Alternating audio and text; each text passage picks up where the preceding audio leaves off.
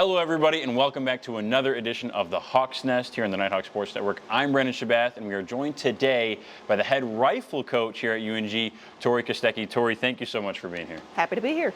So, for those that don't know, here at North Georgia, we have a rifle program. Indeed. Not only that, but you are the only Division I program at this all Division II school. You guys compete in the Southern Conference down here in the Southeast region. What's that like for you being the only Division I program at a large Division II school like UNG?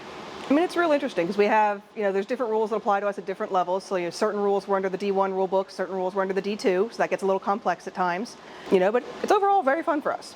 And part of the reason that you guys are D1 is that because there aren't that many rifle programs across the country. I believe it's like 30 or 35 so in total. I think right now. So 36 across the nation at all colleges. Yep. So everybody competes at the D1 level. Yes. Does that make the sport better, worse, more competitive? How do you feel about such a small playing field nationally? No, I think it definitely makes it more competitive. Like there's, some schools that are perpetually on the low end, some schools that are perpetually winning, but it's very competitive in those middle ranks, and that's one of those things we've been working real hard to come up in the last few years.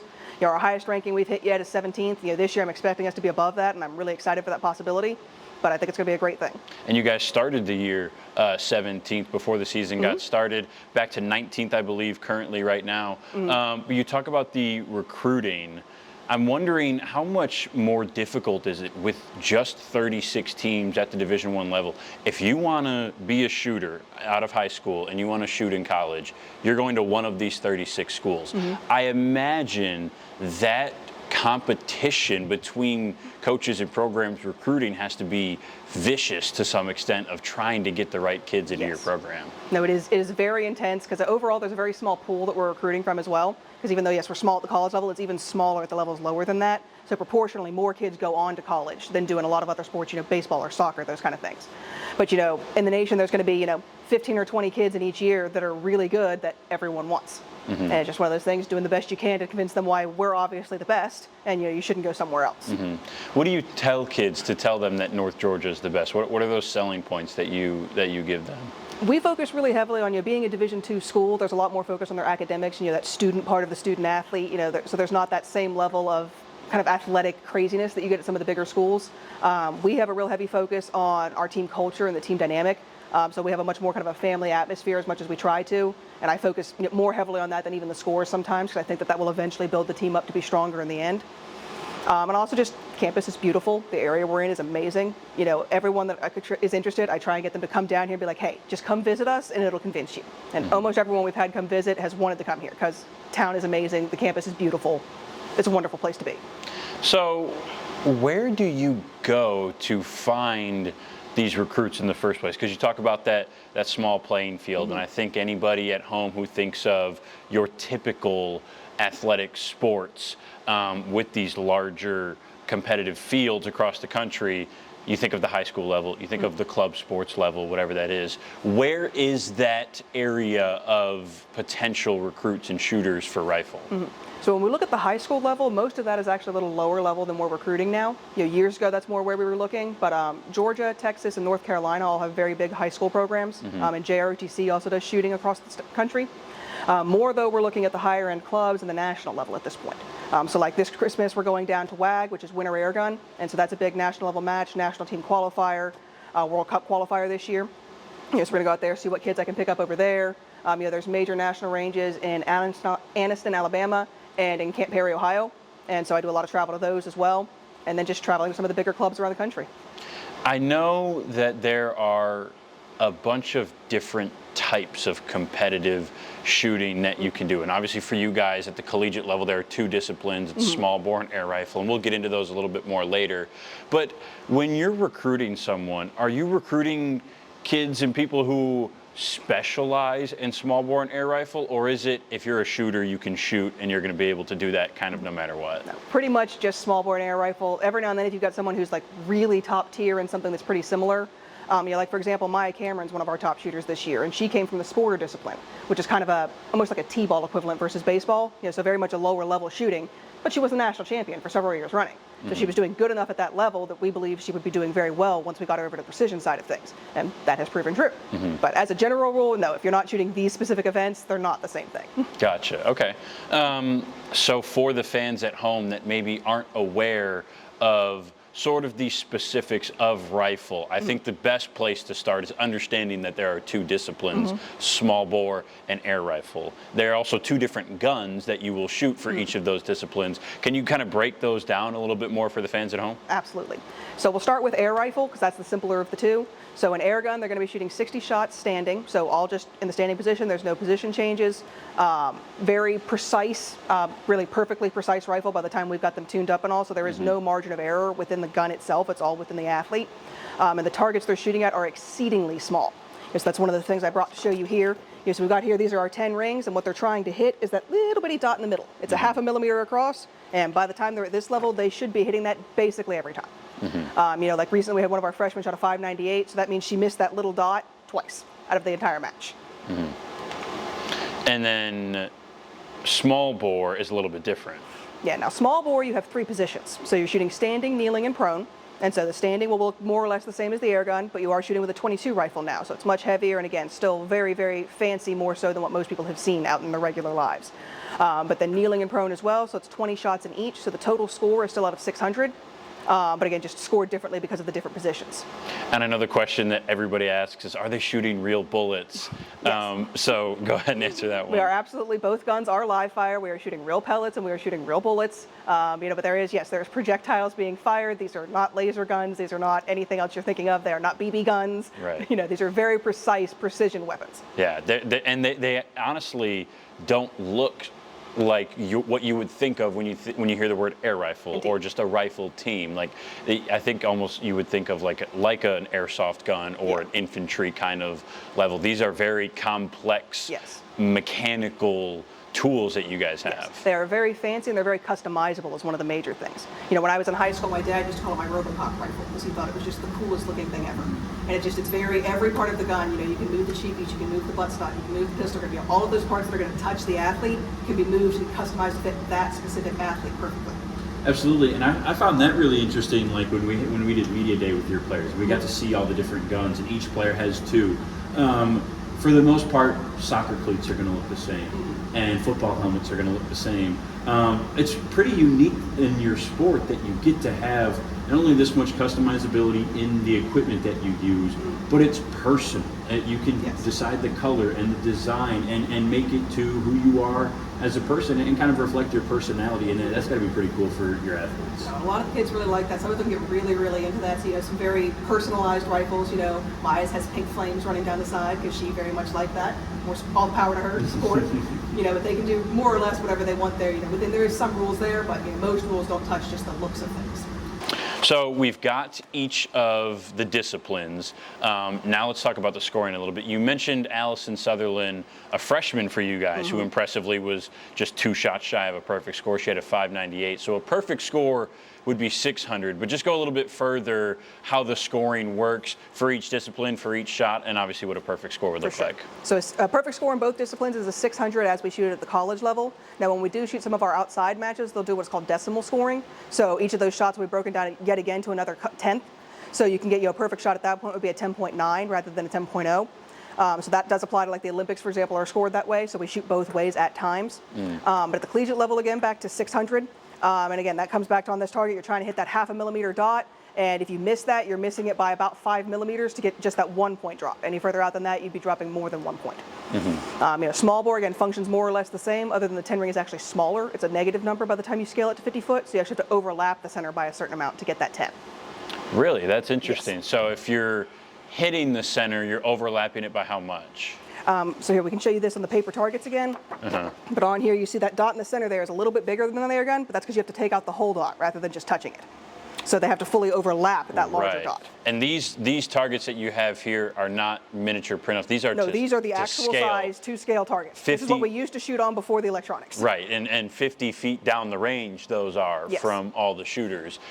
How much does the time element play a factor because I believe you said for small bore, it's how long that they have? They get an hour and 30 minutes for Which, record. 90 minutes. It seems like a long time to shoot roughly 30 shots. That would be 60 shots. Sorry, 60. Plus ciders. But I mean, obviously it's important because you have to make sure it's so precise and so perfect. How much are kids usually like coming close to the time limit that they have? It depends on which athlete, because some athletes are just, much quicker to do their things, whereas some athletes are going to use absolutely every second of that allotted time. So there can be a lot of variety there. And they have, over the last several years and several quads at the Olympics, they've shortened that time limit quite a bit. It used to be about 30 minutes longer. Okay. So they have been gradually decreasing that. And we'll see after this quad, that may come again. I think another thing that when you look at rifle, there's a few things obviously that stand out right away, and one of those being the suits. We got the pleasure of learning a lot about those at Media Day as well, because some of your players were taking pictures in their suits and whatnot. These are unbelievable creations of modern fashion.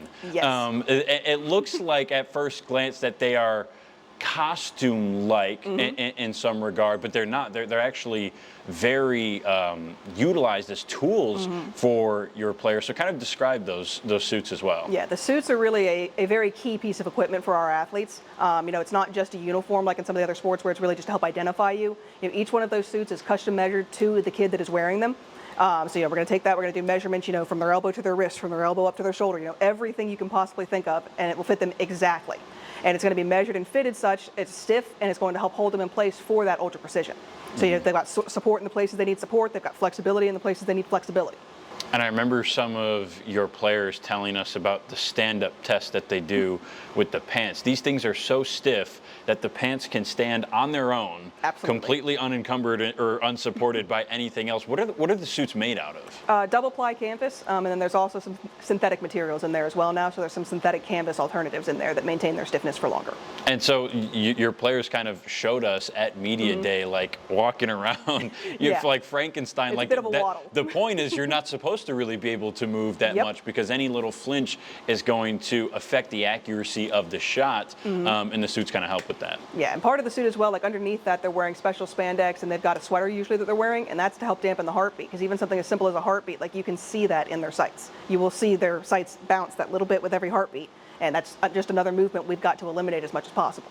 So you talked about wanting to being in that kind of middle ranks of the 36 rifled programs across the country and wanting to grow and reach new heights. You guys set some sort of new program scoring records seemingly every match, whether Pretty it's much. an individual in one of the disciplines, a team discipline, the aggregate total, whatever it is. You guys have really made some leaps and bounds in the last couple of years to improve, which is pretty impressive, because ever since you guys joined the SoCon back in 2016, I believe it was, you finished in the top 3 of the league every single year, Oh, yeah. but still adding that growth from a scoring perspective recently. Yeah, no, we're always trying to grow and get stronger, get a little bit further up the rankings, and we do very regularly, most every year, we should be breaking more or less all the records this year. I expect that to happen, knock on wood, but that should be a good thing for us. And again, we're growing amazingly, we're doing a great job, and eventually our rankings will come to show that. And it's going to be a great thing for us when that finally all settles. And so, and part of growing in the rankings and part of your job as a coach that you talked about is doing whatever you can for your program to help get them there. So you mentioned having to go to multiple locations to shoot, but also that when we look at the rifle schedule on ungathletics.com, it's versus Wofford and versus VMI and versus Kentucky. But in reality, the only thing that matters in those matches is actually your score. Yes, the number that we produce is the only thing that is relevant for our rankings. The wins and losses, the who we're shooting against. One of the common refrains is there is no defense in rifle. There's no one protecting against that. Nothing can affect my score no matter where I'm at, who I'm shooting against. So for us, determining who's going to NCAAs, for example, is just a straight math formula. So it's all about what numbers we produce. And so that makes it when you say there's no defense, the first thing I think of is golf. And people will always talk about the mental toughness that it requires to play golf. What is the mental toughness required for rifle? Mental toughness for us is very similar to golf because we also I have a lot of books for golf. I have a lot of basketball free throws, football kickers, all of that kind of thing where the mental is just so intense.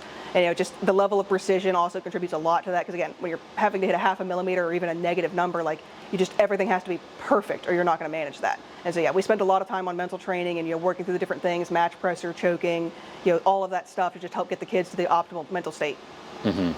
We talked a little bit about your recruiting pitches to some recruits and now the growth that you're striving for and that you have already reached to some levels within the program. I think this specific program is so cool as compared to some of the other 36 or 35, I guess it would be, that are in the country because you're the rifle program of a very proud military college. Absolutely. And the refrain is always one of 6 senior military colleges in the country.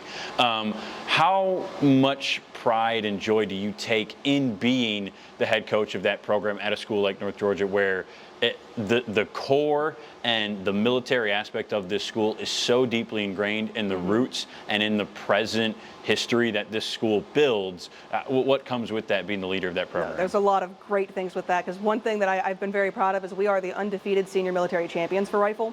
We did run that championship for 6 or 7 years, and since it's been discontinued for some other reasons, but we never did lose that match. Every year we consistently beat Citadel and VMI, who are the other two who have rifle teams, and we're very, very proud of that. And we're working our way on up to trying to start beating some of the academies as well. So we do have that match against Army this year, and I'm very hopeful that we can do something great there. And you guys are going to go up to West Point Yes, sir. for that match. How excited are you for that? Super excited. I've been lucky enough to be to that campus, and it's one of the coolest places you will ever visit, probably in your lifetime. I mean, how exciting is that going to be for your players to get to go up there too? We're all super excited. One of my kids has been there before, but no one else has. I've never actually been to West Point, so I'm very much looking forward to this. I've got a great relationship with their coach up there. With our president, of course, having those tie-ins, that's also been very helpful in getting this arranged.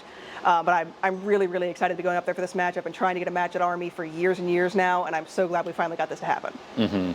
And so, with this being a military college, and there's so much history with that in the start of North Georgia College and State, and obviously the merging into UNG, there's a lot of history within this building here in the Colonel Raymond C. Hamilton Rifle Range.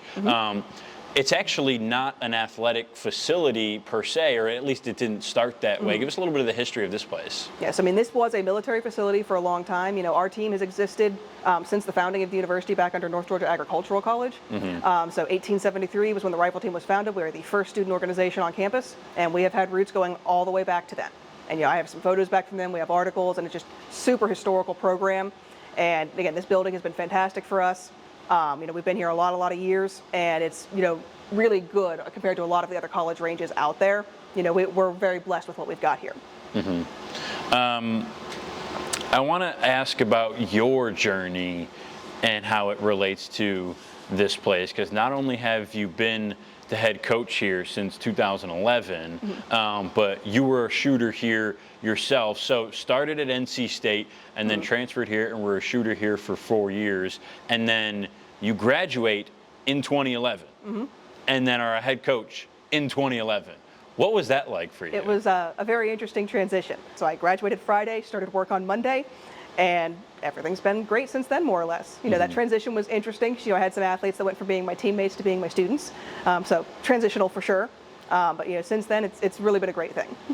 What gave you the guts, respectfully, to be a senior in college and graduate and be like, I'm going to now run this program that I was just a player in? I mean, that has to take some real guts and grit to be able not just to do it, but to make that decision and say, yes, I'm going to invest in myself and invest in my ability, and I'm going to do this. Yeah, no, it was a really great fit for me because through that time, when we had a coach, I was basically acting as an assistant coach through that time there. Once he left, it was one of those things where I stepped up and was like, we're just going to take care of this. We need to get things done.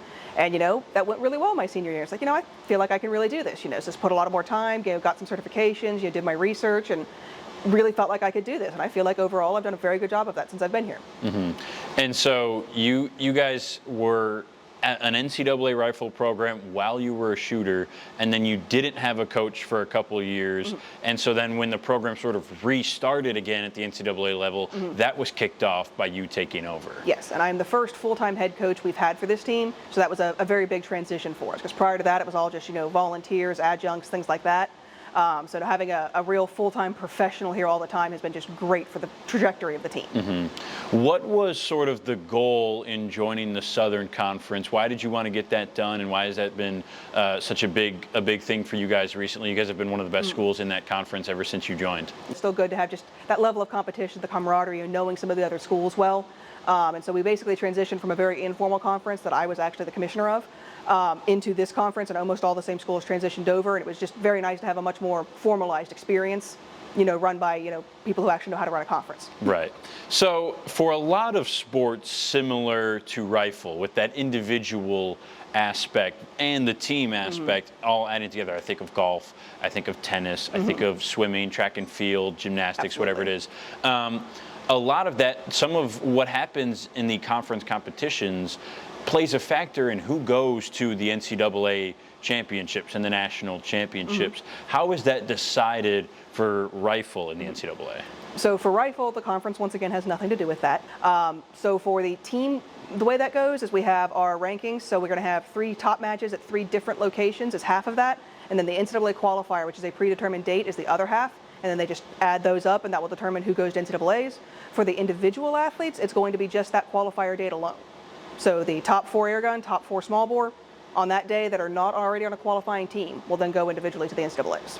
So if you're the best shooter on your team the whole season, but not on that qualifying day, you can miss out on a chance to go to the championships. We have had athletes be sick that day, and that's how it goes sometimes. It's that one day that matters. How much does that one day add pressure? And we talked about the mental strength required for it. I can't imagine what it's like waking up on that day and having the pressure of being one of the best shooters in the country and having a chance to qualify, and then you've got to go out there and actually do it, though. Yep, and that is always our highest pressure day of the year, unless we do have a couple kids go to NCAAs, which I'm sure that one's even worse. But it's just, it's very intense. We do everything we can to prepare for that. We do lots of practice ahead of time, working through intensity drills and making sure that they're as ready for that as we can get them to be. So you talk about things or that you prepare for that. What do you do? How do you get young adults ready for that level of pressure in a sport that requires so much precision? We do a lot of what's called intensity drills, so they're almost like a game of sorts, but just intended to be super, super high pressure, and so have them competing against either another teammate or, themselves or something like that, where it's just, every single shot they have to do better than they did in the last shot, and every single shot they got to do this or else they lose. And then they've got to start back over, and they keep doing that and keep doing that until they're able to really just maintain that level of intensity and that level of pressure and succeed under that and excel under that pressure. And eventually they get to that point, and then they're going to do great once we get up to those matches. It's kind of like you talked about the books that you have on golf and basketball free throws. I liken it to you got to make 10 free throws in a row, and once you miss one, you got to start back over. Yep. That's pretty interesting that you've developed those drills. How have those paid off for you in recent years? No, generally they've done quite well for us, because one other thing we do for the individuals in the sport, once you make it to the top levels there, you get to the finals at the very end, which is the top 8 individuals in a given match. So qualifiers will have a finals, and NCAA will have a finals. And so we do a lot of preparation for those too, because they're under a much tighter time pressure. So they have 50 seconds to fire one shot, and then they're going to read out the scores for everyone out there. They're going to tell you what the rankings are. They're going to do all of that, and then you're going to do it again. And so we do a lot of practice under that, because that format itself is just much higher pressure format. And so if they're better there, that's going to tie over into their qualification as well. Gotcha. And as someone who yourself competed at some of the highest levels, what does it take to become a national champion in this sport? Just an absolute fiery passion and a willingness to do anything to win. It's one of those things, you've got to have that absolute core. There is nothing you want more than to win, nothing else in your life. And when you get an athlete like that now and then, that they can really do great things. What can fans look forward to this season? I know you talked about the expectation of, you think you're going to break every record, and obviously it seems like you're going to with just the way On we've track. started through the first 3 matches, a couple records already. But what can fans be excited for about North Georgia Rifle this year? Right now, I mean, like you already said, I'm hoping to continue breaking all of those records. I think some of our freshmen especially are just really, really going to come flying up, once they get just that little bit more training. They've got a couple of them that are just right on that edge of being just amazing. We're going to go through, I hope to raise our ranking up. I'd like to finish 15th this year at the lowest. So, fingers crossed, hopefully we can pull that one off. And other than that, just, keep getting a little bit better every day. And you're going to get to go visit West Point, Which I am so excited for. as I'm sure your shooters are too. Tori, thank you so much for taking the time to sit down to talk with us. We really appreciate it. Yeah, absolutely. Thank you so much for coming down here.